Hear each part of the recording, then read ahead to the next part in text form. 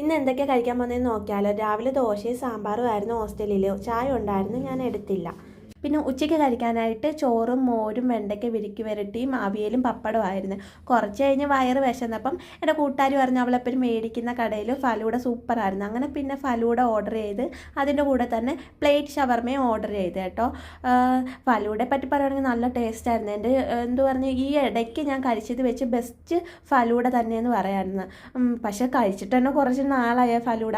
അപ്പോഴും പോകാൻ നേരത്തെ ലാസ്റ്റായിട്ട് കഴിച്ചതെന്ന് ഓർമ്മ വരുന്നത്. എനിക്ക് ഒരുപാട് ഇഷ്ടപ്പെട്ടു ഫലൂഡ.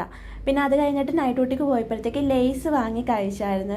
പിന്നെ നൈറ്റ് കഴിക്കാനായിട്ട് പൊറോട്ടയും പിന്നെ ഗ്രേവി കറിയും ആയിരുന്നു തന്നു വിട്ടത് ഹോസ്റ്റലിൽ നിന്ന്. പിന്നെ എൻ്റെ ബാഗിൽ ഒരു മൂൺഫിൽസിൻ്റെ ഒരു ബണ്ണ് കിടന്നാണെന്ന്, അത് പിന്നെ എടുത്ത് കഴിച്ചു. ഇതിനു പറ്റി എൻ്റെ വൈറ്റ് ക്രീമിൻ്റെ ആണെന്ന് ഞാൻ ഒരെണ്ണം കഴിച്ചായിരുന്നു. അതിൻ്റെ ചോക്ലേറ്റ് ആണ് മേടിച്ചത്.